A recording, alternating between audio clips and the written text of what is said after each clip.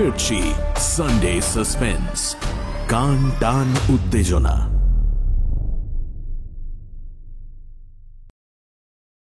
বইটির স্বত্ব আনন্দ publishers private limited কর্তৃক সংরক্ষিত। মদ্যপান, ধূমপান ও মাদক সেবন স্বাস্থ্যের পক্ষে ক্ষতিকর।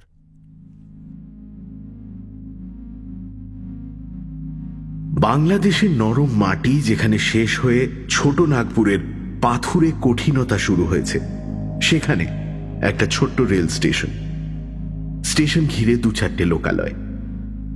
বেশিরভাগ ট্রেনই এখানে থামে না, হুইসল বাজিয়ে টিটকিরি দিতে দিতে চলে যায়। 2-একটা অতিমন্থর যাত্রী ট্রেন থামে, আর মালগাড়ি থামে।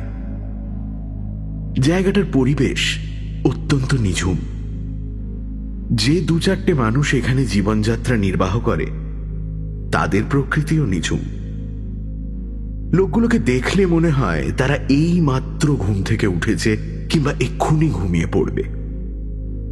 স্টেশন থেকে 1/2 মাইল দূরে একটা নিস্তরঙ্গ নদী আছে। সেটাও যেন ঘুমের ঘোরে যেতে যেতে পাথরের ওপর ঝিমিয়ে পড়েছে। পূর্ব বা পশ্চিম দিক থেকে ট্রেন এসে মাঝে মাঝে থামলে 2-একটা গ্রাম্য যাত্রী ভারী লটবহর নিয়ে গাড়ি থেকে নামে।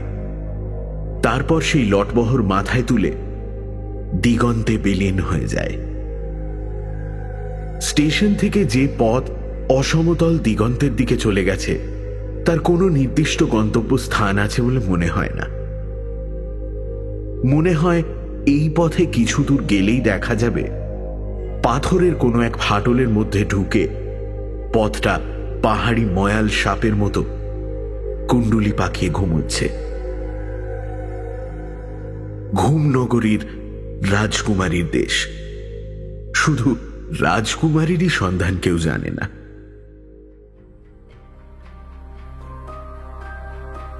সানডে সাসপেন্স ক্লাসিক্সে আজ শুনবেন শরদিন্দু বন্দ্যোপাধ্যায়ের লেখা শূন্য শুধু শূন্য নয়।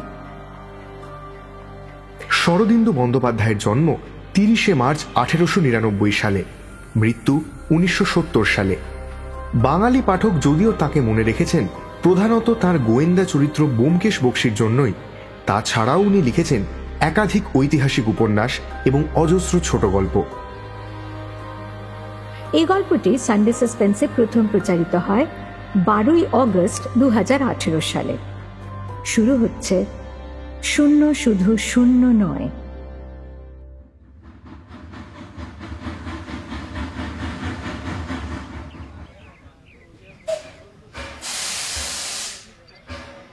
একদিন চৈত্রের অপরাহ্নে পূর্ব দিক থেকে একটা অতিমন্থর যাত্রী গাড়ি এসে স্টেশনে থামল। একজন মাত্র যাত্রী গাড়ি থেকে নামল, ভদ্র শ্রেণীর বাঙালি যুবক, সঙ্গে অনেক লটবহর। একটা তোরঙ্গ, 2টো কাঠের বাক্স, 2টো মোটাসোটা চটের বোঝা, একটা বড় সড়ো হোলডল, একটা কুকার। গাড়ির অন্য যাত্রীদের সাহায্যে মালগুলো নামাবার সঙ্গে সঙ্গে গাড়ি ফোঁস ফোঁস শব্দে অসন্তোষ জানাতে জানাতে চলে গেল।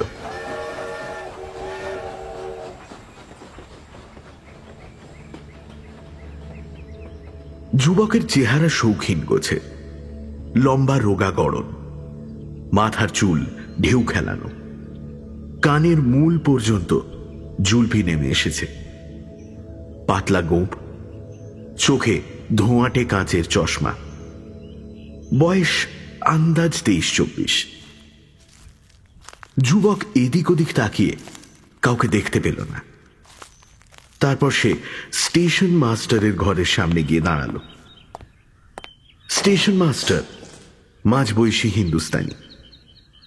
ট্রেন পাস করিয়ে দিয়ে তিনি ইজি চেয়ারে লম্বা হয়ে আর এক প্রস্ত ঝিমোবার উপক্রম করছিলেন। যুবককে দেখে সোজা হয়ে বসলেন এবং চোখে চশমা পরলেন। মোটা কাঁচের ভেতর দিয়ে তার চোখের বিস্ময় আরো বেশি করে দেখা দিল।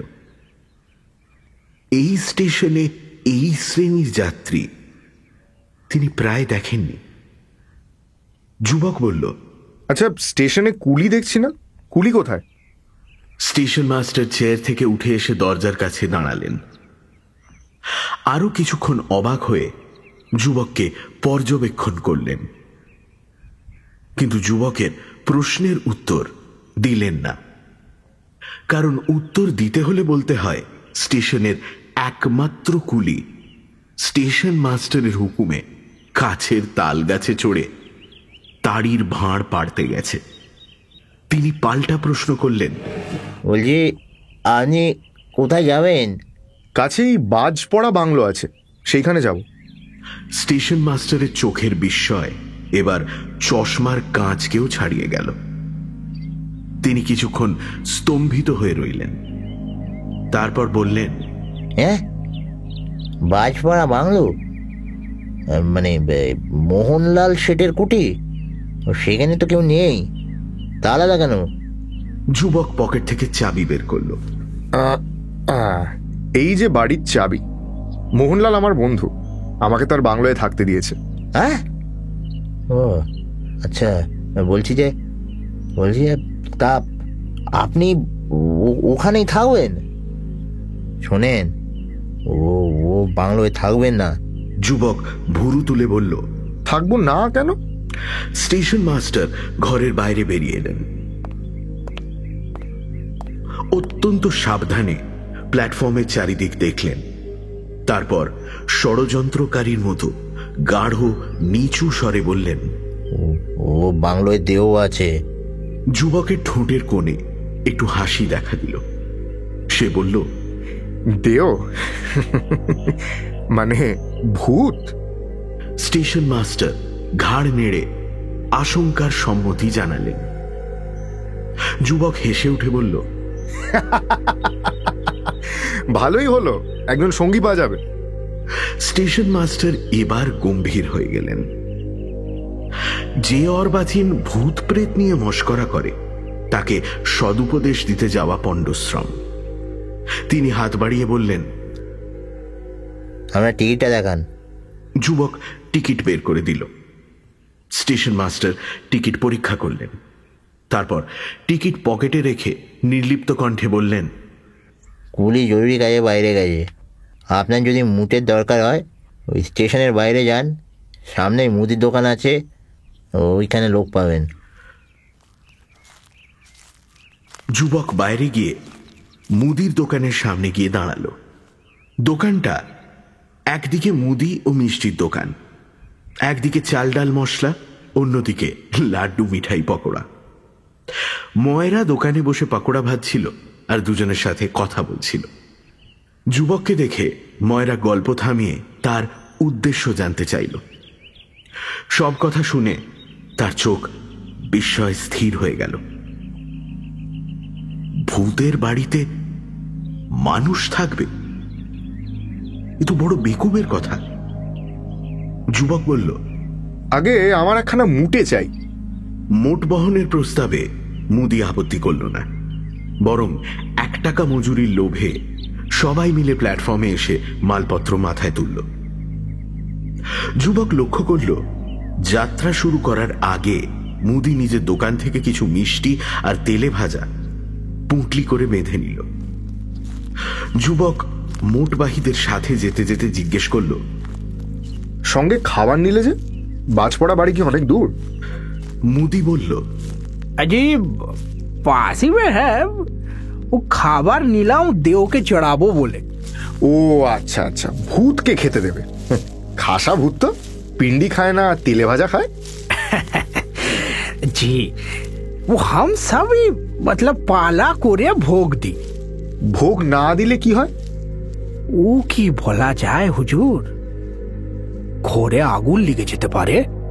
মুদির একজন সাথী বলল, ভূত আজ পর্যন্ত কারুর ঘরে আগুন লাগায়নি হুজুর, কিন্তু একদিন খাবার না পেলে কারুর না কারুর ঘরে ঢুকে খাবার খেয়ে যায়, ফেলে ছড়িয়ে নষ্ট করে।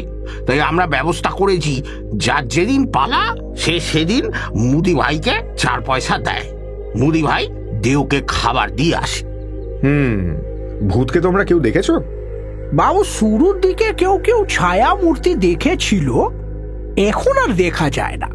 আচ্ছা, ভূত যে বাজ পড়া বাড়িতেই থাকে সেটা জানলে কি করে? घर में बाज पड़ार কিছুদিন के अंदर ही वो ভূতের আবির্ভাব হয়। প্রায় 10 বছরের কথা। যারা এই বাজ পড়ায় जो मर गए थे उनमें से एक তাদেরই একজন ভূত হয়ে आया है वापस।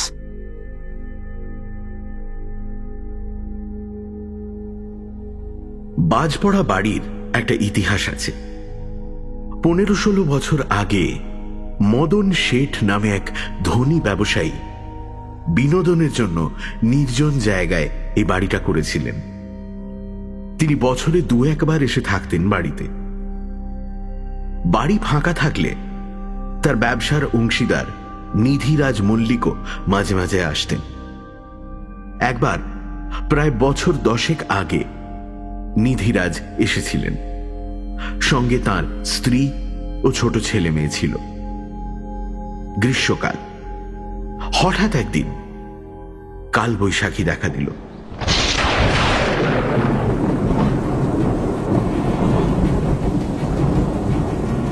সে কি প্রচন্ড প্রচন্ড ঝড়, সঙ্গে বজ্রপাত। ঝড়ের দাপট চলল বেশ কিছুক্ষণ। তারপর ঝড় থামলে দেখা গেল বাড়ির মাথায় বাজ পড়েছে।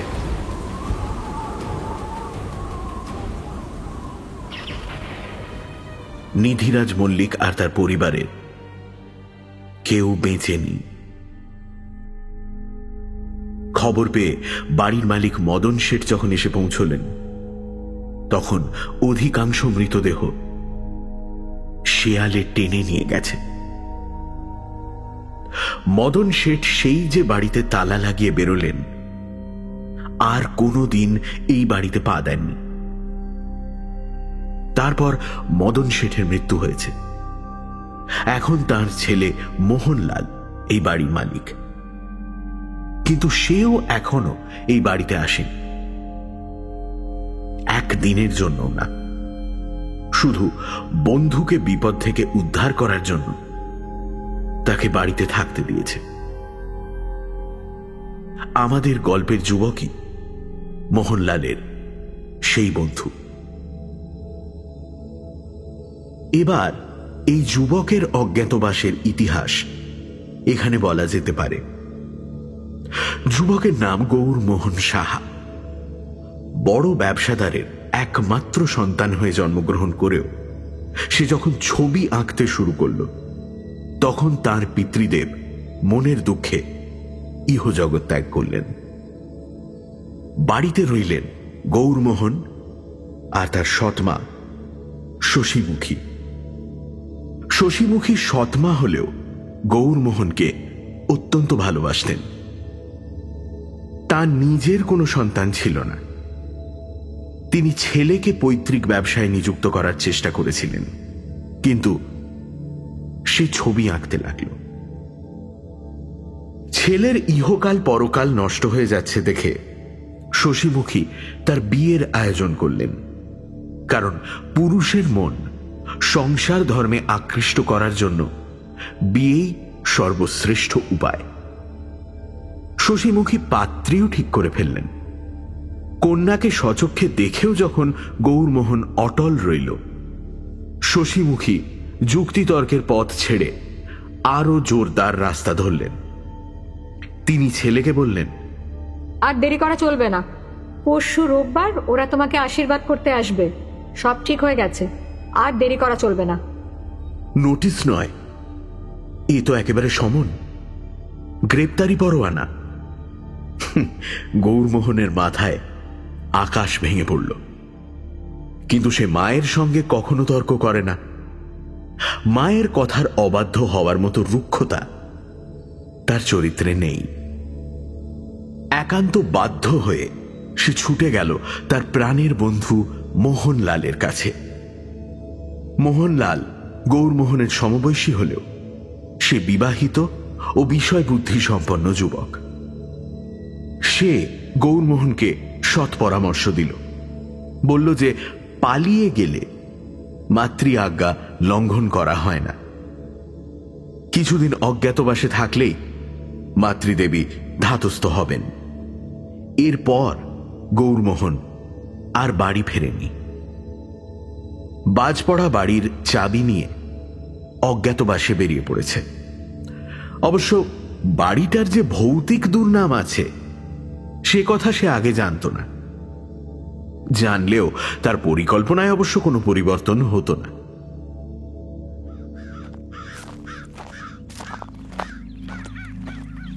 পনেরো মিনিট পরে লটবহর নিয়ে গৌরমোহন বাজপড়া বাড়ির সামনে এসে দাঁড়াল।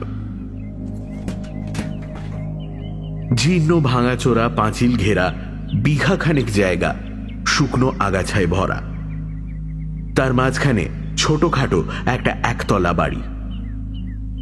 বাড়ির প্রবেশ পথের ফটক অদৃশ্য হয়েছে, শুধু দুটো থাম দাঁড়িয়ে আছে। থামের দুপাশে দুটো গাছ তোরণের মতো প্রবেশ পথের ওপর ঝুঁকে রয়েছে, আর এই গাছ দুটোর ফাঁক দিয়ে ৩০-৪০ গজ পেছনে বাড়িটা দেখা যাচ্ছে। বাড়িতে ঢোকবার আগে মুদি খাবারের পুঁটলি গাছের ডালে টাঙিয়ে দিল। গৌরমোহন জিজ্ঞেস করল, ভূত বুঝি ওই গাছে বসে খাওয়া দাওয়া করে? মুদি কোনো উত্তর দিল না। ভূতের আস্তানায় দাঁড়িয়ে ঠাট্টাই আর কি করা মোটেই নিরাপদ নয়। অতঃপর বাড়ির দিকে যেতে যেতে গৌরমোহন লক্ষ্য করল ফটক থেকে শুরু করে বাড়ি পর্যন্ত আগাছার ভেতর দিয়ে একটা পায়ে হাঁটা পথের চিহ্ন গেছে, অস্পষ্ট। কঠিন মাটির ওপর কোনো দাগ নেই, শুধু শুকনো আগাছা দুপাশে একটু সরে গিয়ে যেন যাতায়াতের পথ ছেড়ে দিয়েছে। গৌরমোহন জিজ্ঞেস করল, এ বাড়িতে কেউ থাকে নাকি?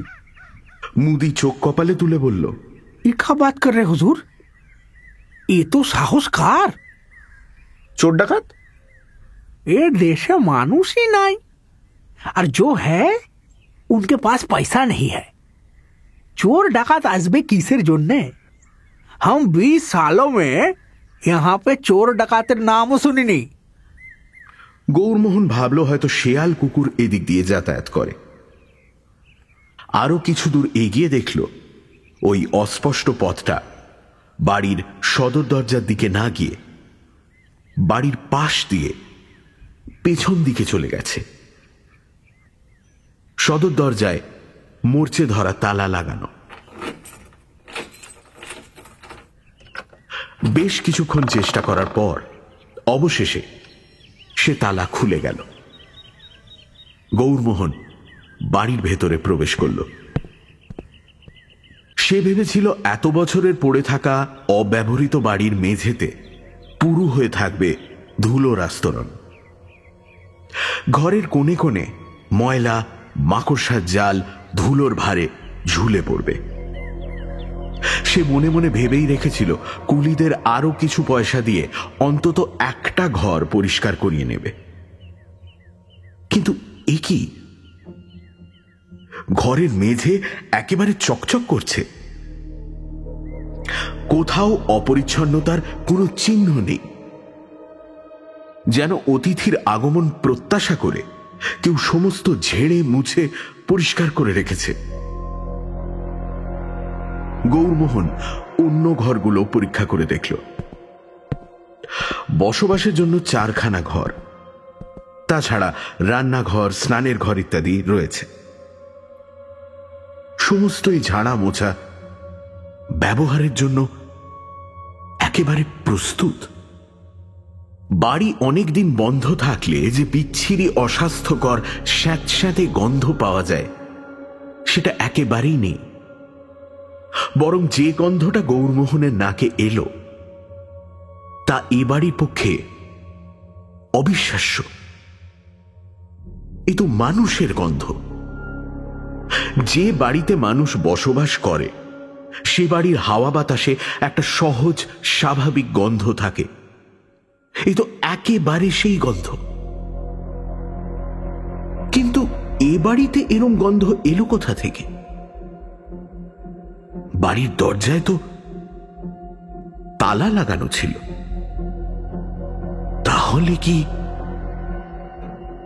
গৌরমোহনের হঠাৎ কাঁটা দিয়ে উঠল। এটা ঠিক ভয়ের রোমাঞ্চ নয়, স্বাভাবিক স্নায়বিক প্রতিক্রিয়া।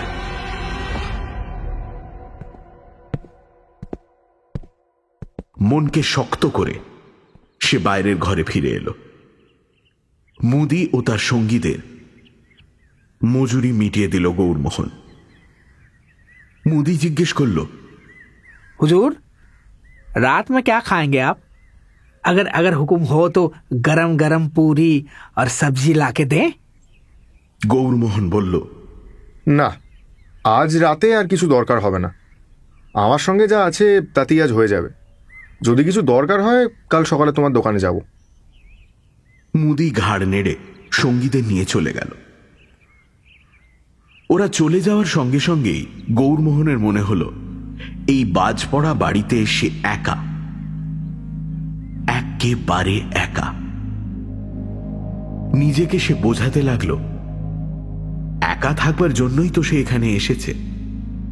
নিজেই নিজের জন্য রান্না করবে, খাবে, ঘুমোবে, আর মনের সুখে ছবি আঁকবে। সবসময় বিয়ে করো বিয়ে করো এই তাগাদা তাকে আর শুনতে হবে না।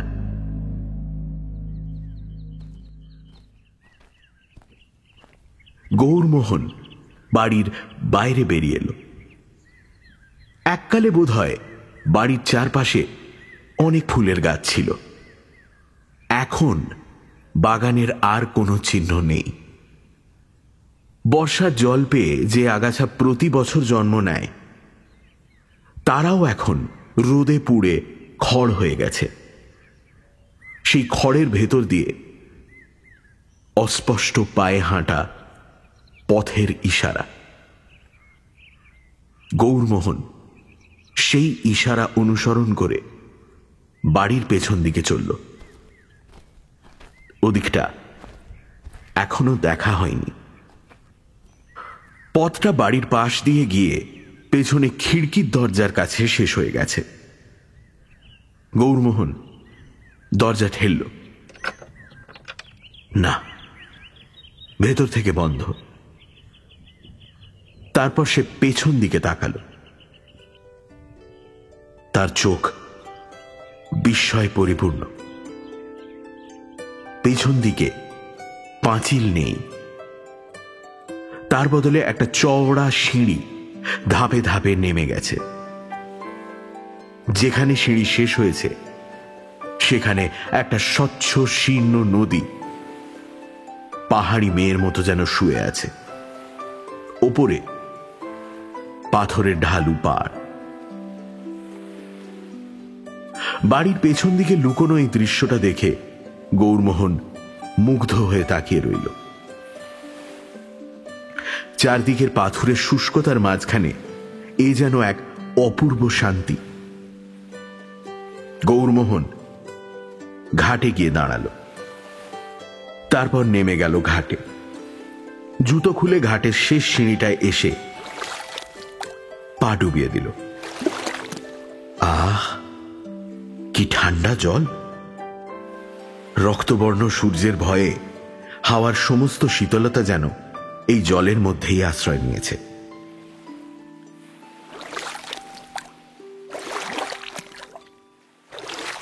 সে চোখে মুখে জল দিল। ঠিক করল কাল সকালে উঠেই নদীতে স্নান করবে। ঘাট থেকে ফেরার সময় গৌরমোহন আবার পথের অস্পষ্ট রেখা দেখতে পেল, কিন্তু সে আনব না। ঘাট থেকে খিড়কি পর্যন্ত রেখা চলে গেছে। যদি শেয়াল কুকুরই হয়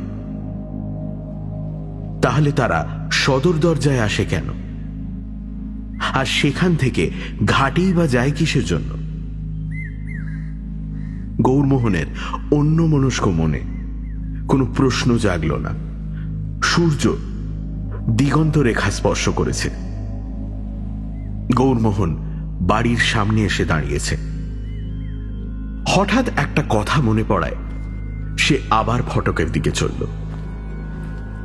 ফটকের গাছের ডালে যেখানে মুদি খাবার পুঁটলি টাঙিয়ে দিয়েছিল, গৌরমোহন সেখানে গিয়ে দাঁড়ালো। দেখল পুঁটলি অদৃশ্য হয়েছে।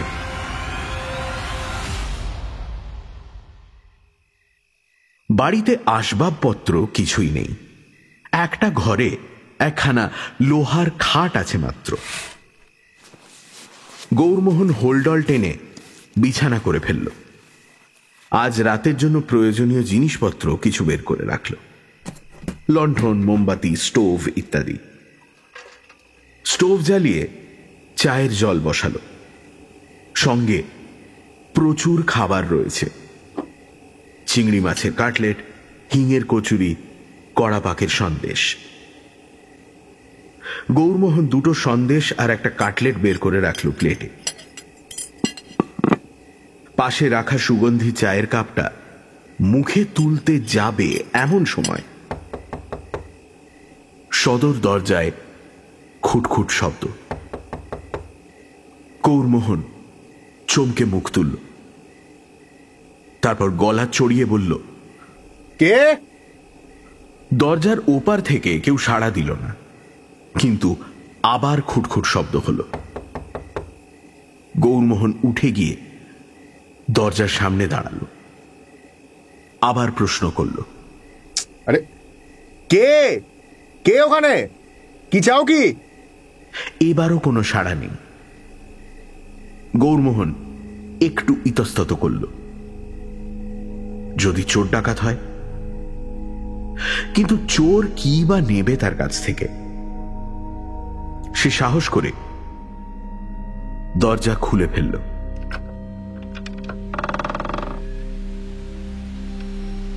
বাইরে কেউ নেই, শুধুই অন্ধকার। পকেট থেকে টর্চ বের করে গৌরমোহন আলো ফেলল বাইরে। মানুষ তো নয়ই, এমনকি কুকুর বেড়ালকেও দেখা গেল না। হাওয়া হবে।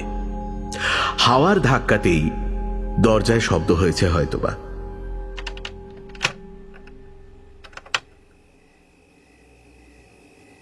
দরজা বন্ধ করে সে চা খেতে বসল,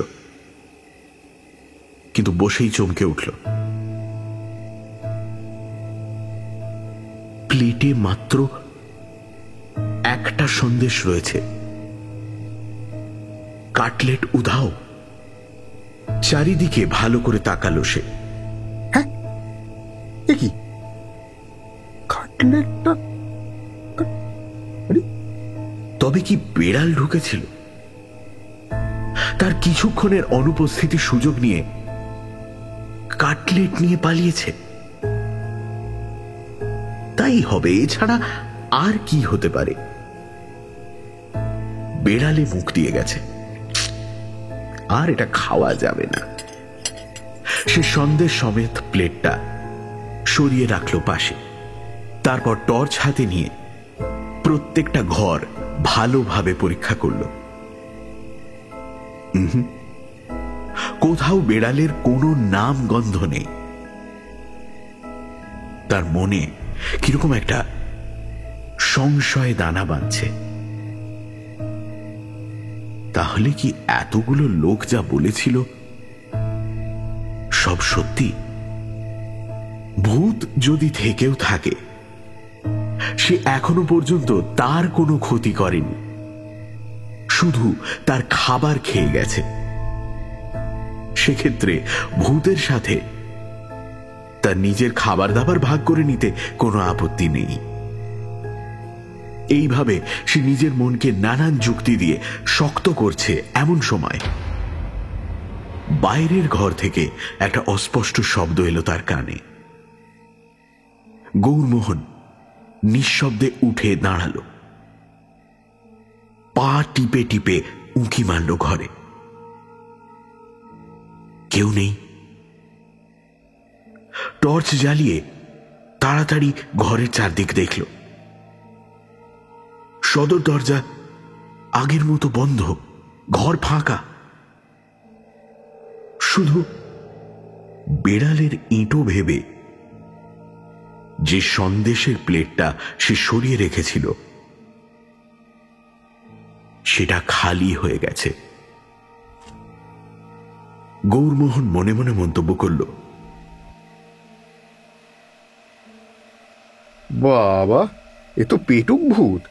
তেলে ভাজা থেকে সন্দেশ কিছুই দেখছি বাদ দেয় না। রাত মাত্র 8:30 হবে, কিন্তু সারাদিনের পথের ক্লান্তি নেমে আসছে দু চোখে। গৌরমোহন খুব একটা দেরি না করে রাতের খাবার সেরে সেদিনের মতো শুয়ে পড়ল। খোলা জানলা দিয়ে ফুরফুরে বাতাসের স্পর্শে তার চোখ জুড়িয়ে এলো। পরদিন সকালে যখন ঘুম ভাঙল গৌরমোহনের, ঘড়িতে তখন ভোর 5টা হবে। এক ঘুমেই রাত কাবার হয়েছে। ভূতের উৎপাত কিছু হয়নি।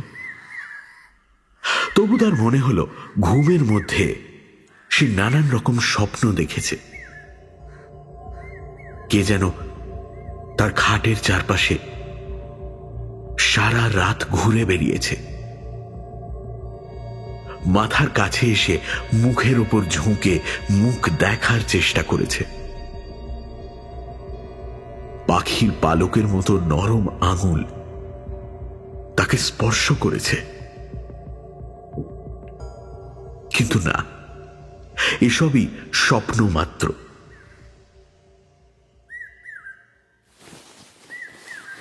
সে উঠে বসে আড়মোড়া ভেঙে হাই তুলল। সকাল সকাল ঘাট থেকে স্নান সেরে নেওয়া যাক ভাবতে ভাবতে খাট থেকে উঠে সে খিড়কির দরজার সামনে গিয়ে দাঁড়ালো। খিড়কির দরজা খুলতে গিয়ে আজ প্রথমবার গৌরমোহন চমকে উঠল। খিড়কির দরজা ভেজানো রয়েছে বটে, কিন্তু খিল আর ছিটকিনি খোলা। তার বুকের ভেতরটা একবার ধক করে উঠল। কাল রাতে শোয়ার আগে সে তো ভালো করে দেখেছিল যে দরজা বন্ধ আছে, তবে গৌরমোহন স্থির হয়ে চিন্তা করল, ভূত আছে, আছেই। আর কাল রাতে দরজা বন্ধ করার সময় সে ভূত এই বাড়ির মধ্যেই ছিল। তারপর কোনো এক সময় দরজা খুলে বাইরে চলে গেছে। বাবারে, অশরীরী আত্মা বলে কথা। কিন্তু না, ভয় পেলে তো আর চলবে না। ভূতের সঙ্গে যখন এক বাড়িতে থাকতেই হবে, তখন ভয় করলে কি করে চলবে? বিশেষত ভূত যেমনই হোক, তার স্বভাবখানা শান্তশিষ্ট। গৌরমোহন এ বাড়িতে আসাতে সে যে বিরক্ত হয়েছে তার কোনো প্রমাণ নেই। তবে সে কেন ভূতকে ভয় করবে? ভাবতে ভাবতে সে নদীর ঘাটে পৌঁছল, আর সেখানে গিয়েই চমকে উঠল দ্বিতীয়বার। ঘাটের মাথায় দাঁড়িয়ে সে দেখল ঘাটের কিনারে নদীর শান্ত জলে কিরকম একটা তোলপাড় চলছে, যেন কেউ হাত পা ছুঁড়ে সাঁতার কাটছে, অথচ জলে কাউকে দেখা যাচ্ছে না। গৌরমোহন হতভম্ব হয়ে দাঁড়িয়ে রইল। তার বুকের ভেতরটা কেমন ঠান্ডা হয়ে যাচ্ছে। হঠাৎ জলের আলোড়ন শান্ত হল। একটা চিৎকারের মতো শব্দ শোনা গেল, যেন যে স্নান করছিল আগন্তুককে দেখতে পেয়েছে। তারপর একটা আশ্চর্য ব্যাপার ঘটল। গৌরমোহন বিস্মিত চোখে দেখল জলের প্রান্তে প্রথমে মৃদু কম্পন,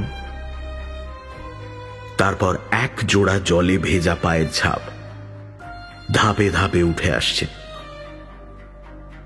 কোনো মানুষ নেই, শুধু মানুষের ভেজা পায়ের ছাপ। সেই ছাপ ঘাটে সিঁড়িগুলো পেরিয়ে মাটির ওপর অদৃশ্য হয়ে গেল। গৌরমোহন কিছুক্ষণ পায়ের দাগগুলোর দিকে তাকিয়ে থাকতে থাকতে সিঁড়ির ওপর বসে পড়ল। আচমকা এই অতি প্রাকৃতিক ব্যাপার দেখে সে খানিক হতভম্ব। কি কাণ্ড! এই কেমন ভূত! খিদে তেষ্টা রয়েছে, দরজা খুলে বাড়ির বাইরে আসে, নদীর জলে খেলা করে, সবই তো মানুষের মতো, শুধু শুধু চোখে দেখা যায় না। আরো কিছুক্ষণ বসে রইল সে। চোখের সামনে ভেজা পায়ের ছাপগুলো মিলিয়ে গেল একটা একটা করে। তারপর সে জলে নামল। নদীর ঠান্ডা জলে তার মনের আলোড়ন কিছুটা শান্ত হল।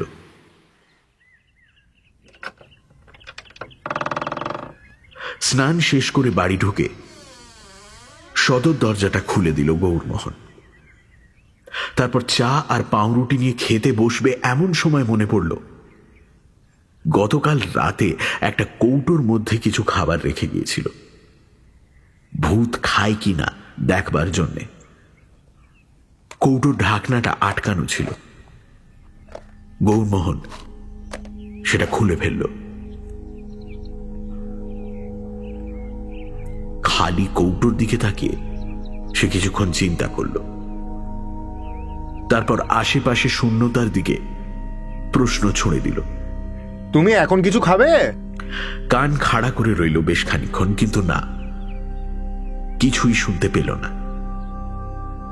হতে পারে ভূতটা কথা বলতে পারে না। সে আরেক কাপ চা ঢালল আর সঙ্গে 2 পিস পাউরুটি রেখে দিল খানিকটা দূরে। তারপর নিজে চা জল খাবার খেতে খেতে আর চোখে দেখতে লাগলো। ভূত কিন্তু খেতে এলো না। চা পাউরুটি যেমন ছিল তেমনই পড়ে রইল। জল খাবার সেরে গৌরমোহন উঠে দাঁড়ালো। এবার ঘরটা একটু গোছাতে হবে, জিনিসপত্র সব ব্যাগ থেকে বের করতে হবে। হঠাৎ তার চোখ পড়ল বাইরের সদর দরজার দিকে। গৌরমোহন এগিয়ে এলো। আরে, এ তো সেই মুদি। গৌরমোহন তাকে হাতছানি দিয়ে কাছে ডাকল। মুদি গোল গোল চোখ করে তাকে জিজ্ঞেস করল, হুজুর, আপ জিন্দা হ্যাঁ? আলবাত জিন্দা হ্যায়। তুমি কি ভেবেছিলে ভূতে আমার ঘাড় মটকেছে?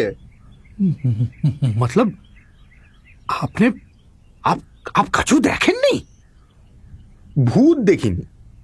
वो আপনি ব্রাহ্মণ नहीं আছেন, इसीलिए देव আপনাকে দেখা দেয়নি। पर वो है, एक दिन দেখা দিবে। আমি তো তাকে দেখবার জন্য চোখ পেতে আছি, কিন্তু ও কথা থাক। আমার 1 বোতল কেরোসিন আর কিছু কাঠকয়লা চাই, তুমি এনে দিতে পারবে? হুজুর, এখন তো পারবো না, आधा घंटा में ट्रेन আসবে। अभी हमारा जलेबी भाजना बाकी আছে। তবে আপনি अगर आप हमारे संग আসেন তাহলে দিতে পারি। বেশ, চলো। গৌরমোহন সদর দরজায় তালা দিয়ে মুদির সঙ্গে বেরিয়ে পড়ল। ফটকের ভেতর দিয়ে যাবার সময় মুদিকে জিজ্ঞেস করল, আচ্ছা, একটা কথা বলো, তুমি আজ এত ভোরবেলায় এদিকে এলে যে? মুদি ফটকের কাছের গাছটা দেখিয়ে বলল, দেওয়ের জন্য ভোগ এনেছিলাম হুজুর। গৌরমোহন দেখল গাছের ডালে শালপাতার মোড়ক ঝুলছে। সে প্রশ্ন করল, তোমরা কবার ভূতের ভোগ চড়াও? दिन में एक ही बार चढ़ाते হুজুর, কখনো সকালে কখনো শাম কো। ও আচ্ছা আচ্ছা, তাই জন্যই ভূতের পেট ভরে না। কি? মুদি চমকে গিয়ে তার দিকে তাকালো। তারপর জিজ্ঞেস করল, পেট ভরে কিনা তে আপনি কি করে জানলেন? গৌরমোহন কোনো উত্তর দেয় না। শুধু মুচকি হাসে। প্রায় আধ ঘন্টা পরে গৌরমোহন ফিরে এলো, সঙ্গে কেরোসিনের বোতল আর কাঠ কয়লার পুঁটলি। ফটক পার হবার সময় সে লক্ষ্য করল যে গাছের ডালে মোড়ক যেমন ঝুলছিল তেমনই আছে। সে মনে মনে হাসল, ভূতের বোধহয় লাড্ডু পাকোড়াতে আর রুচি নেই।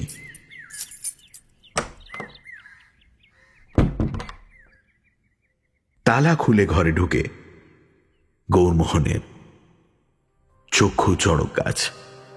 ঘরটা পরিষ্কার করে ঝাঁট দেওয়া, জিনিসপত্র সুন্দর করে গোছানো, একটা জিনিসও খোয়া যায়নি। রান্নাঘরের কুকার, বাসনপত্র সব গুছিয়ে রাখা আছে। এমনকি সকালে সে যে 2টো কাপ আর প্লেটে খাবার ঢেলেছিল সেটাও ধুয়ে মেজে রাখা রয়েছে।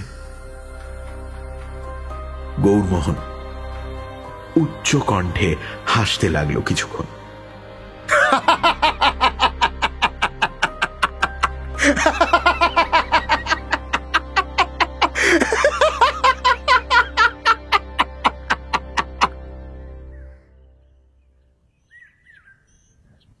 তারপর ঘড়ির দিকে তাকালো। ইস, মাত্র 8টা। এত তাড়াতাড়ি দুপুরের রান্নার তোড়জোড় করার কোনো মানেই হয় না। ভূতের সঙ্গে আলাপ জমাতে পারলে মন্দ হতো না, কিন্তু সে তো আবার কথাই বলে না। একতরফা আলাপ কি আর বেশিক্ষণ জমে? তবু গৌরমোহন চেষ্টার কোনো ত্রুটি রাখল না। এ ঘর ও ঘর ঘুরতে ঘুরতে অশরীরীর উদ্দেশ্যে বলল, এই যে বলি, শুনছো? দেখো, আমি তোমার নাম জানি না, কিন্তু তুমি আমার বন্ধু। আমার কত কাজ করে দিয়েছো। আমার বন্ধু ভাগ্য খুব ভালো, জানো। ওদিকে মোহনলাল আর এদিকে তুমি। বলছি কি, এসো না, দুজনে বসে খানিক গল্প করি। আচ্ছা, এই যে তুমি আমায় দেখতে পাচ্ছ, কিন্তু আমি তোমায় দেখতে পাচ্ছি না, এ কেমন ব্যাপার বলো? আচ্ছা, দেখা যদি না দাও, অন্তত কথা তো বলো। আচ্ছা বেশ, কি রান্না করবো বলো আজ? আমার সঙ্গে চাল, মুগের ডাল, ময়দা, আলু, পটল, পেঁয়াজ সব আছে। ভালো ঘি আছে, খাঁটি সর্ষের তেল আছে। বলো না কি রাঁধি?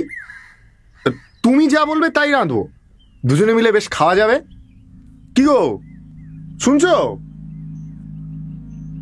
কিন্তু কোনো ফল হলো না। গৌরমোহন বুঝতে পারল ভূত কাছেই আছে। তার কথা শুনতেও পাচ্ছে, তাকে দেখতেও পাচ্ছে, কিন্তু কোনো কথা বলছে না। হয়তো ভূতেরা কথা বলতে পারে না। আরো কিছুক্ষণ ব্যর্থ চেষ্টার পরে হাল ছেড়ে দিয়ে সে অন্য কাজে মনোনিবেশ করল। কাজ বলতে অবশ্য কিছুই নেই এখানে। খানিক এ ঘর ও ঘর পায়াচারি, তারপর রান্নার জোগাড় শুরু করলো। বেশি কিছু নয়, ভাত, আলু ভাতে, আলু পটলের ডালনা, সঙ্গে ঘি আছে, এতেই হয়ে যাবে। বেশি সময় লাগবে না সেসবে। রান্না সেরে বিছানায় চিত হয়ে শুয়ে পা নাড়তে নাড়তে তার মনে পড়ল কলকাতার কথা। ওখানে এখন কি পরিস্থিতি কে জানে। মা বোধহয় এতক্ষণে গোটা কলকাতা চষে ফেলেছেন। তিনি যদি একবার জানতে পারেন যে মোহনলাল ওই ষড়যন্ত্রে লিপ্ত আছে, তাহলে তাহার আর রক্ষে থাকবে না। মোহনের জীবন একেবারে দুর্বিষহ হয়ে উঠবে।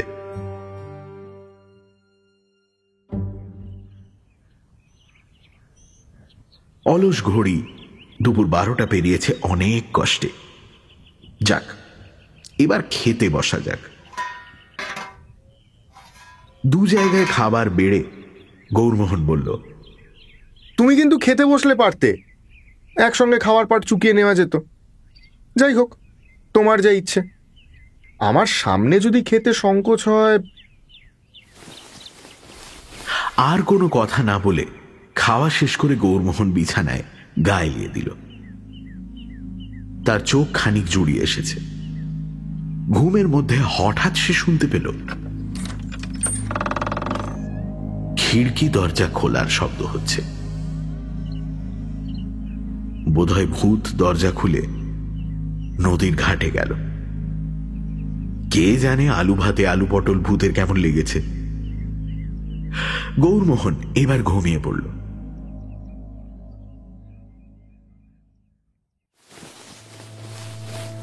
ঘুম ভাঙল প্রায় দুপুর 3টে। সে তাড়াতাড়ি উঠে চোখে মুখে জল দেবার জন্য রান্নাঘরে গিয়ে দেখে দুপুরের সমস্ত এঁটো বাসন ভূত মেজে ধুয়ে ঘরের এক কোণে উপুড় করে রেখে গেছে। মনে মনে ভূতকে ধন্যবাদ জানিয়ে সে ছবি আঁকার ঘরে গেল।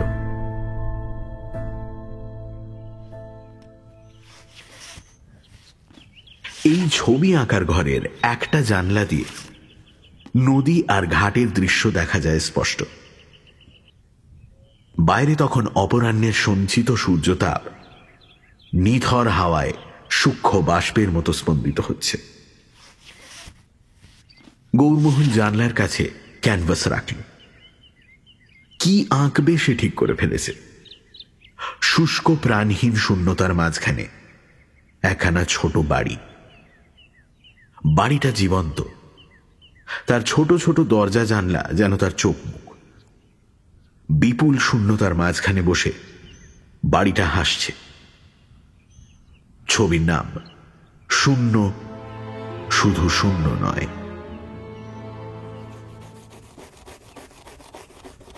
কতক্ষণ আপন মনে সে ছবি আঁকছিল তার খেয়াল নেই।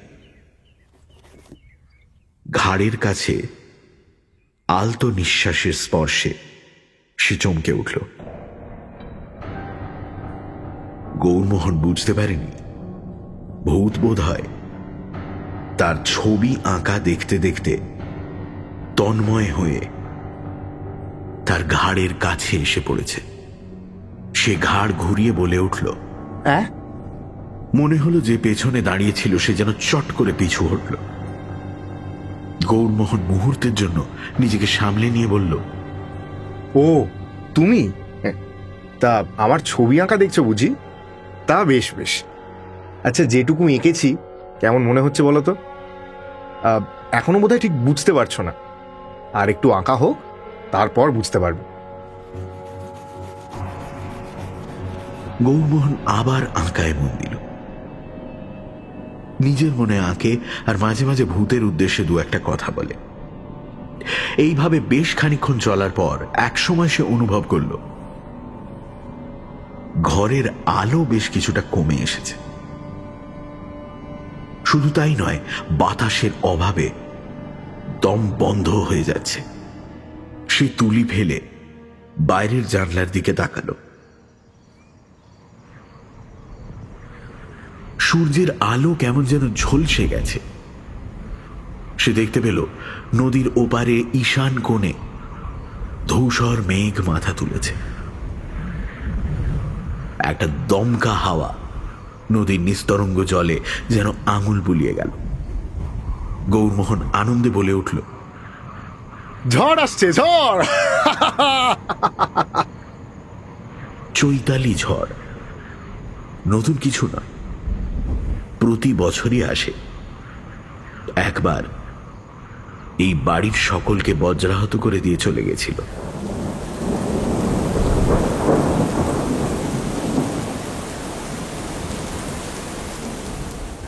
দেখতে দেখতে আকাশে যেন শুম্ভ নিশুম্ভের যুদ্ধ বেঁধে গেল।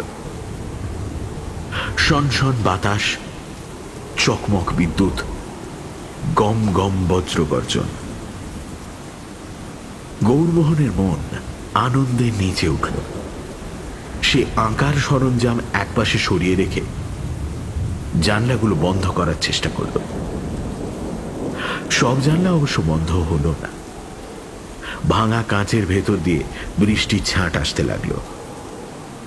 সে তারস্বরে গান জুড়ে দিল, আহারে ওই রাখছে ডোবায় ব্যাঙ্গুলি, মনের সুখে ছড়িয়ে আছে ঠ্যাঙ্গুলি। আকাশেতে ছুটো ছুটি, মেঘে হাওয়ায় ছুটো পুটি, ভূত পেরেতে দত্তি দানয়ে খেলছে যেন ডাঙ্গুলি। আহারে ওই ডাকছে ডোবায় ব্যাঙ্গুলি, মনের সুখে ছড়িয়ে আছে ঠ্যাঙ্গুলি ঠ্যাঙ্গুলি।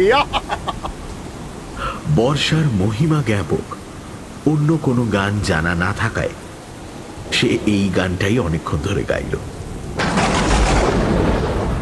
কড়কড় শব্দ করে কোথাও যেন বাজ পড়ল। গৌরমোহন খাটের পাশে বসে পা দোলাতে দোলাতে ভাঙা জানলার ফাঁক দিয়ে বাইরের দিকে তাকিয়ে আছে।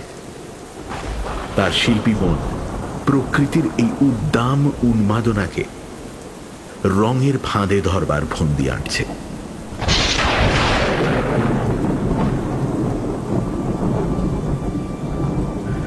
বিদ্যুতের ঝলক আর বাজের আওয়াজ প্রায় একসঙ্গে তার চোখ কান ধাঁধিয়ে দিল। আর তারপরেই ঘটে গেল এক লোমহর্ষক কাণ্ড। গৌরমোহনের কানের কাছে ভাঙা ভাঙা অস্ফুট স্বরে কে যেন বলে উঠল, আমার বড্ড ভয় করছে, বড্ড ভয় করছে। এই কথা বলে তাকে কে যেন জড়িয়ে ধরল। গৌরমোহনের হৃৎপিণ্ড একটা ডিগবাজি খেয়ে গলার কাছে ধড়ফড় করতে লাগলো। সে দিশেহারা হয়ে অদৃশ্য এই আলিঙ্গন থেকে মুক্ত হওয়ার জন্য হাত পা ছুঁড়তে ছুঁড়তে চিৎকার করে বলতে লাগলো, ছাড়ো, আরে ছেড়ে দাও আমায়, কে? কিন্তু সেই অদৃশ্য প্রাণীর আলিঙ্গন কিছুতেই ছাড়াতে পারল না। ধস্তাধস্তি করতে করতেই গৌরমোহন ভাঙা ভাঙা স্বর শুনতে পেল, দয়া করে আমাকে ছেড়ে দিও না, আমার আমার বড্ড ভয় করছে। তৃতীয়বার বাজের শব্দে গোটা বাড়িটা যেন কেঁপে উঠল।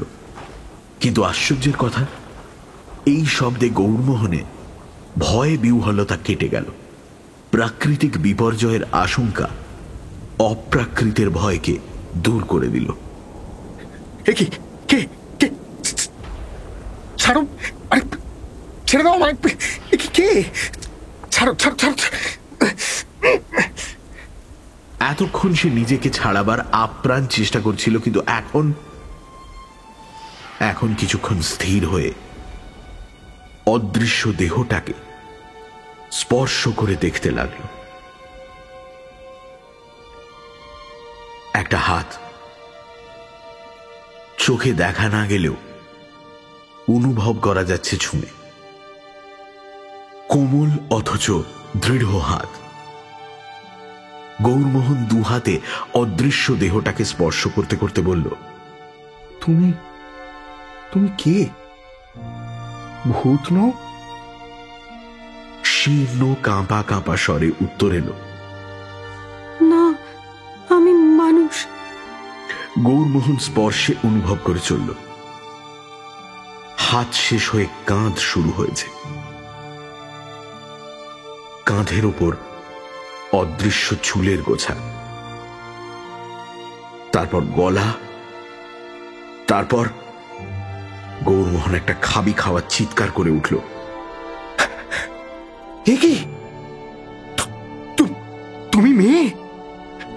এদিকে চৈতালি ঝড় আপাতত বিদায় নিয়েছে।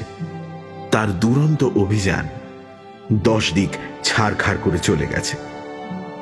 পেছনে পড়ে আছে ভিজে মাটি আর বাতাসের অবসন্ন নিঃশ্বাস। দুটো মানুষ বসে আছে খাটের কিনারায়, একজন অদৃশ্য, একজন দৃশ্যমান। থেমে থেমে কথা হচ্ছে। গৌরমোহন চিরকালই মেয়েদের কাছে মুখচোরা। আজ অভাবিত ঘটনাচক্রে এই অদৃশ্য যুবতীর সংস্পর্শ পেয়েও সে বিহ্বল হয়ে পড়েছে। গৌরমোহন বলল,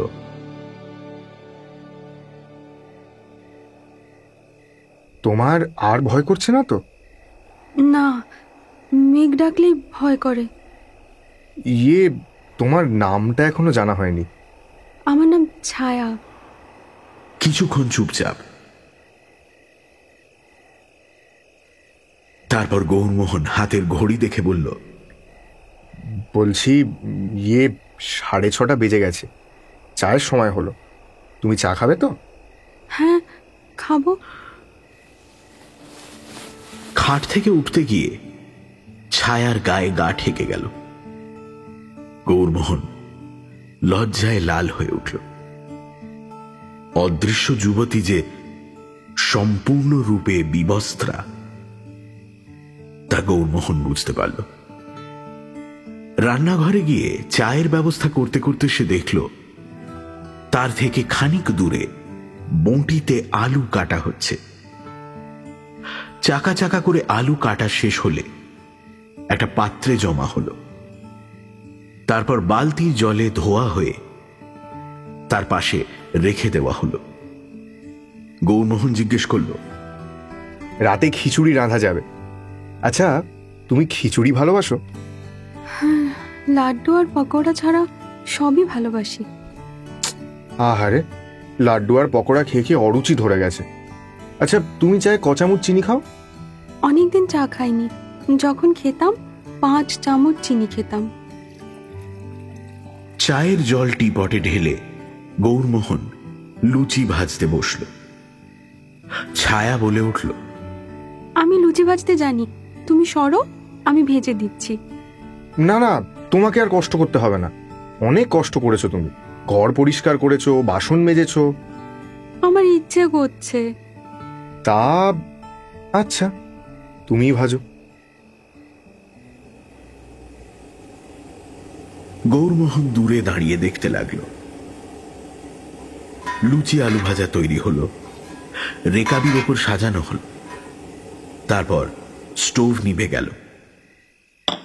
দুজনে খেতে বসেছে। গৌরমোহন চা ঢালল, নিজের পেয়ালায় 2 চামচ চিনি দিল, ছায়ার পেয়ালায় 5 চামচ। খাওয়া চলছে। ছায়ার রেকাবি থেকে লুচির টুকরো শূন্যে উঠে অদৃশ্য হয়ে যাচ্ছে। চায়ের পেয়ালা ক্রমে ক্রমে খালি হয়ে গেল। গৌরমোহন অবাক হয়ে দেখছে, তার বিস্ময়ে কিছুতেই যাচ্ছে না। শেষে খানিক নীরবতা ভেঙে সে বলল, আচ্ছা, তুমি হঠাৎ কথা বললে যে? আগে তো কথা বলনি। কথা বলতে ভুলে গেছিলাম, বলতে চেষ্টা করেছিলাম, কিন্তু মুখ দিয়ে কোনো কথা বেরোচ্ছিল না। তারপর ওই বাজ পড়ার শব্দ হলো, ভয়ে মুখ দিয়ে কথা বেরিয়ে গেল। গৌরমোহন চায়ে চুমুর দিয়ে একটু সংকুচিত হাসল। শুধু কথাই বলনি, আমাকে জড়িয়েও ধরেছিলে। বড় ভয় করছিল যে। সরল অকপট উক্তি। লজ্জা নেই। লজ্জা বোধ হয় নারীর দেহ চেতনার অভিব্যক্তি। যার দেহই দেখা যায় না, সে আর কিসের জন্য লজ্জা পাবে? গৌরমোহন জিজ্ঞেস করল, আচ্ছা, কাল আমি যখন এলাম তুমি আমায় দেখেছিলে? হ্যাঁ, আমি তো গাছতলায় দাঁড়িয়েছিলাম। আমি যখন বাড়িতে এসে উঠলাম তখন তোমার কি মনে হয়েছিল? প্রথমটায় ভয় ভয় করছিল, তারপর তোমাকে দেখে খুব ভালো লাগলো। গৌরমোহনের বুকের ভেতরটা দুরু দুরু করে উঠল, কিন্তু তা ভয়ের দুরু দুরু নয়। সেই রাতে ভরপেট খিচুড়ি খেয়ে গৌরমোহন নিজের খাটের পাশে এসে বসল। ছায়া তার গা ঘেঁষে বসেছে। এই কয়েক ঘন্টায় গৌরমোহনের লজ্জা সংকোচ অনেকটাই কেটে গেছে। তবু ছায়ার গায়ে গা ঠেকতেই তার শরীর একটু রোমাঞ্চিত হল। ক্ষণিক নিস্তব্ধতা ভেঙে গৌরমোহন বলল, আচ্ছা, তুমি মানে খালি গায়ে থাকতে তোমার কোনো ইয়ে হয় না? অভ্যেস হয়ে গেছে। প্রথম 2-1বার কাপড় চুরি করে পরেছিলাম, কিন্তু কাপড় পরলে শুধু কাপড়টাই দেখা যায়, আমাকে দেখা যায় না। লোকে ভয় পায়, তাই পরি না। ভালো কথা, তুমি রাত্রিরে শো কোথায়? মেঝে শুই। শীতকালে শীত করে না? না, আমার অভ্যেস হয়ে গেছে। তা হোক, আজ কিন্তু তোমাকে খাটে শুতে হবে। আমি তোষক পেতে মেঝে শোবো। না, আমি খাটে শোবো না। তুমি মেয়ে হয়ে মেঝে শোবে আর আমি খাটে শোবো? এ হতেই পারে না। না, আমি খাটে শোবো না। শোবে না? তাহলে মেঝেতেই তোমার তোষক পেতে দি। কোন ঘরে শোবে বলো? এই ঘরেই শোবো, তুমি ওঠো, আমি তোষক পেতে নিচ্ছি। গৌরমোহন কুণ্ঠিত হয়ে উঠে দাঁড়ালো। এই ঘরে? কিন্তু মানে ইয়ে...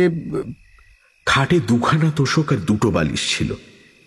ছায়া একখানা তোষক টেনে খাটের পাশেই পেতে ফেলল। গৌরমোহন বলল, এই নাও বালিশ। একটু হাসির শব্দ শোনা গেল। বালিশ লাগবে না, তোষকেই হয়তো অস্বস্তি হবে। আচ্ছা, এবার ঘুমিয়ে পড়ো, তোমার বোধহয় ঘুম পাচ্ছে। আলো কমিয়ে দিই? দাও। ঘরের কোণে দেওয়ালের পাশে লণ্ঠনটা জ্বলছিল, এখন তা কমে গেল খানিকটা। গৌরমোহন উদ্বেল হৃদয়ে অপরিসীম বিস্ময় নিয়ে শুয়ে রইল। এই কি অনির্বচনীয় অভিজ্ঞতা! বিশ্ব সংসারে আর কেউ কি এটা অনুভব করেছে? ছায়া? মুহূর্তের মধ্যে ছায়া তার গায়ে হাত দিয়ে দাঁড়ালো। কি? তুমি কে, কি করে অদৃশ্য হয়ে গেলে, কিছুই তো জানা হয়নি, বলবে আমায়? ছায়া খাটের পাশে বসল। গৌরমোহনের একটা হাত নিজের দুহাতের মধ্যে চেপে ধরল। আমার বয়স তখন 9 কি 10 বছর হবে। গৌরমোহন মনে মনে হিসেব করল, ছায়ার বয়স এখন 19 কি 20। বাবা, মা, আমি আর আমার ছোট ভাই নাদু এখানে বেড়াতে এসেছিলাম। আমার বাবার নাম ছিল নিধিরাজ মল্লিক। এই বাড়ির মালিক ছিলেন মদনলাল শেঠ, তাকে আমরা মদন কাকু বলে ডাকতাম। একদিন বিকেলবেলা ঝড় উঠল।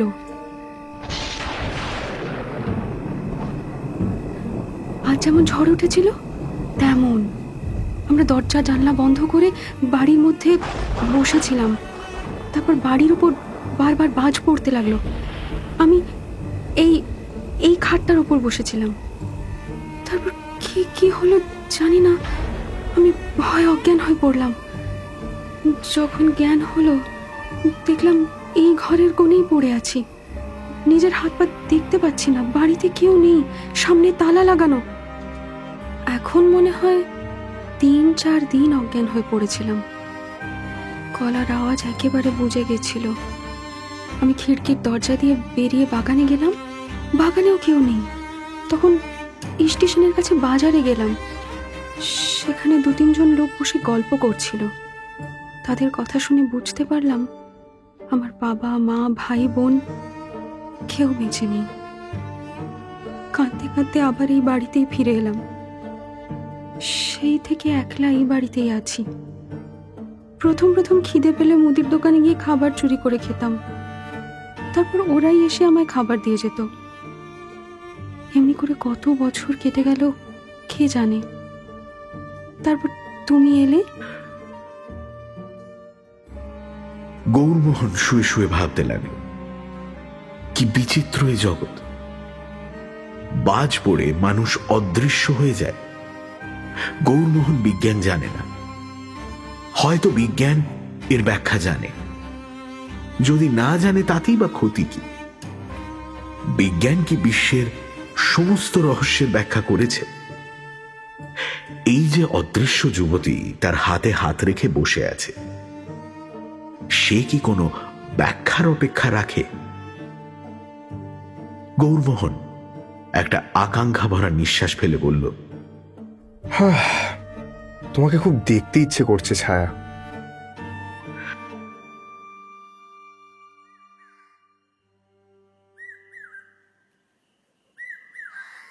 পরদিন সকালে দুজনেরই ঘুম ভাঙল বেশ দেরিতে। অনেক রাত পর্যন্ত তারা গল্প করেছে, ফুলশয্যার রাতে নতুন বর বউয়ের মতো। তবু কৌতূহল শেষ হয়নি, সঙ্গ তৃষ্ণা মেটেনি। অবশেষে রাত শেষ হয়ে যাচ্ছে দেখে জোর করে ঘুমিয়েছিল। সকালে ছায়া গৌরমোহনের বুকের ওপর হাত রেখে ডাকল, ওঠো, চা এনেছি।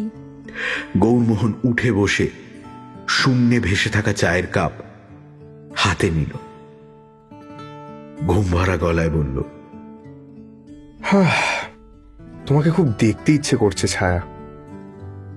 ছায়া করুণ নিঃশ্বাস ফেলে বলল, কি করে দেখবে বলো? চায়ের কাপে চুমুক দিয়ে গৌরমোহনের মাথায় একটা বুদ্ধি খেলে গেল। সে মুখ তুলে বলল, ছায়া, একটা কাজ করবে? কি? তুমি কাপড় জামা পরো, তাহলে তোমায় খানিকটা দেখতে পাবো। কিন্তু জামা কাপড় কোথায়? আমার বাক্সে ধুতি আর গেঞ্জি আছে, তাই পরো। শাড়ি ব্লাউজ তো এখন নেই। ছায়া গৌরমোহনের কথা মতো পোশাক পরে এসে দাঁড়াল। গৌরমোহন তাকে দেখে ভীষণ চমকে উঠল। খাটের পাশে দাঁড়িয়ে আছে একটা প্রেত মূর্তি। হাত পা নেই, মাথা নেই, সাদা কাপড়ে ঢাকা একটা মুন্ডুহীন শরীর। গৌরমোহন ভয় পেয়ে বলল, ছায়া, খুলে ফেলো। হ্যাঁ, শিগগির খুলে ফেলো। আমি আমি সহ্য করতে পারছি না। মনে হচ্ছে তুমি একটা পেতনি। ছায়া। সঙ্গে সঙ্গে ধুতি গেঞ্জি মাটিতে পড়ে গেল। তারপর সারাদিন দুজনে অশান্ত মনে বাড়ি ময় ঘুরে বেড়ায়। গৌরমোহন বারবার বলতে থাকে, কি করে তোমায় দেখতে পাবো ছায়া, কি করে? ছায়া কাঁদো কাঁদো স্বরে বলল, আমি কি করব? তোমাকে না দেখতে পেলে জীবনই বৃথা। কি করে যে দেখি। আমারও, মানে। বুঝেছি, আমি তোমাকে দেখতে না পেলে তোমারও জীবন বৃথা। হ্যাঁ। তাহলে এখন কি করা যায়? আমি যেন অন্ধ হয়ে গেছি। সব দেখতে পাচ্ছি, শুধু তোমাকে দেখতে পাচ্ছি না। বিজ্ঞানে আজকাল কত কি হচ্ছে, একটা অদৃশ্য মানুষকে জলজ্যান্ত করে দিতে পারে না। ছাই বিজ্ঞান, দূর।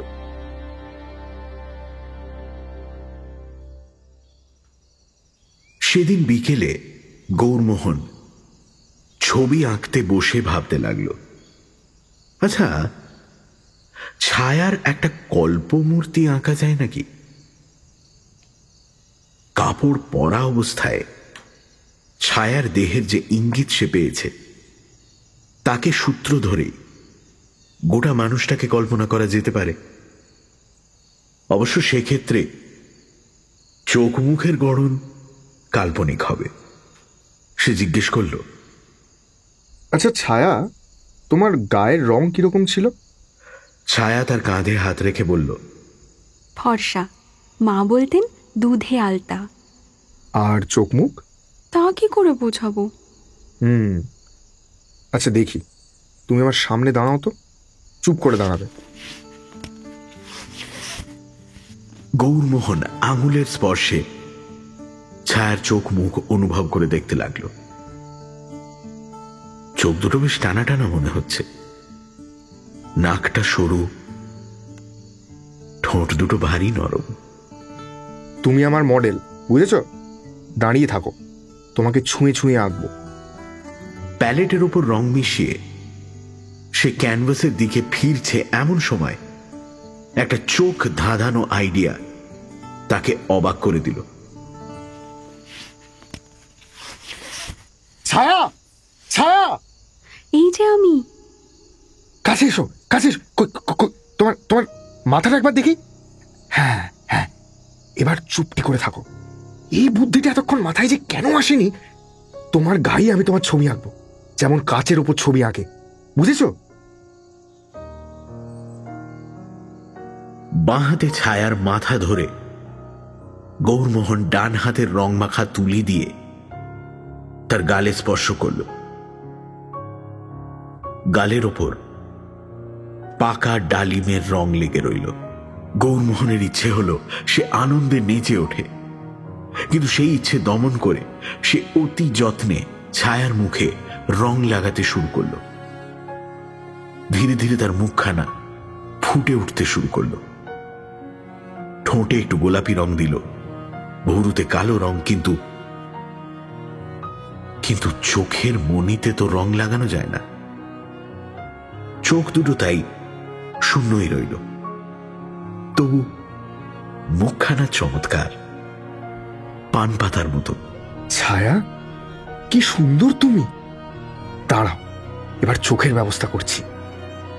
সে ছুটে গিয়ে পাশের ঘর থেকে নিজের চশমা এনে ছায়ার চোখে পরিয়ে দিল। ছায়ার মুখ প্রাণবন্ত হয়ে উঠল। রূপকথার রাজকন্যার মতো মুখ। ঘুমন্ত রাজকন্যার চোখে ঘুম পাড়ানি অন্ধকার। ছায়া একটু একটু হাসল। গৌরমোহনের শিল্পী মন আর শাসন মানল না। সে দু হাত মাথার উপর তুলে ছায়াকে ঘিরে নাচতে লাগল। হৃদয় আমার নাচে রে আজিকে, ময়ূরের মতো নাচে রে, নাচে রে। তারপর যা হলো সেটা একেবারে নাটকীয় পরিস্থিতি।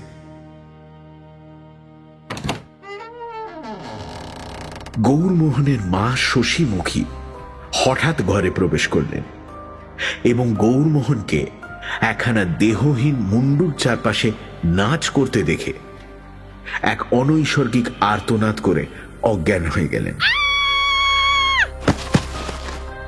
তার পেছন পেছন গৌরমোহনের বন্ধু মোহনলাল রোমাঞ্চিত হয়ে ফ্যাল ফ্যাল করে তাকিয়ে রইল। শশীমুখীর আবির্ভাব অবশ্য অনৈসর্গিক নয়। গৌরমোহন ফেরার হওয়ার পর তিনি প্রচন্ড বেগে তদন্ত শুরু করে দিয়েছিলেন, আর অল্প কিছুদিনের মধ্যেই বুঝতে পেরেছিলেন যে মোহনলাল এই ষড়যন্ত্রে লিপ্ত আছে। তিনি তখন মোহনলালের গলা টিপে ধরেন। মোহনলাল বেশিক্ষণ এই অত্যাচার সহ্য করতে পারেনি, সব সত্যি কথা বলে দিয়েছিল। তখন শশীমুখী তাকে সঙ্গে নিয়ে গৌরমোহনকে ধরতে এসেছিলেন। গৌরমোহন বন্ধুর মুখে সব কথা শুনে তাকে তিরস্কার না করে বলল, ভালোই হয়েছে।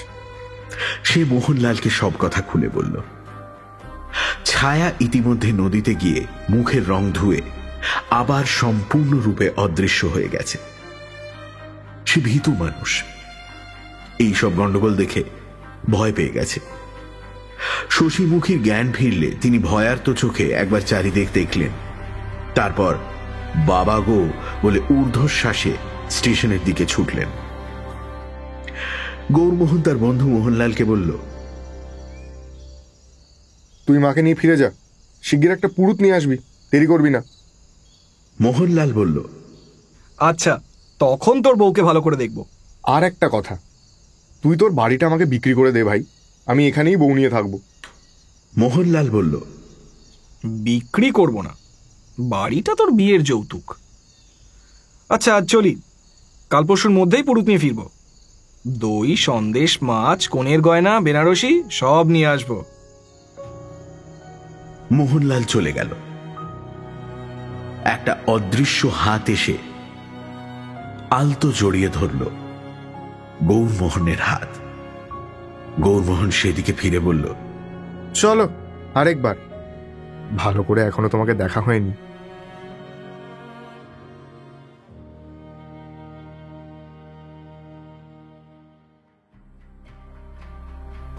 সানডে সাসপেন্স ক্লাসিক্সে আজ শুনলেন শরদিন্দু বন্দ্যোপাধ্যায়ের লেখা শূন্য শুধু শূন্য নয়। গল্প পাঠে দীপ, অগ্নি, সোমক, গোধূলি, ইন্দ্রাণী, অত্রি এবং পুষ্পল। শব্দগ্রহণ রিচার্ড, ধ্বনি পরিকল্পনা ও আবহ সঙ্গীতে সৌম্য এবং শুভ। নাট্যরূপ গোধূলি। প্রচার অলঙ্করণ জয়েন দ্য ডটস। পর্ব পরিচালনায় দীপ এবং সমগ্র পরিকল্পনা ও পরিচালনায় ইন্দ্রাণী।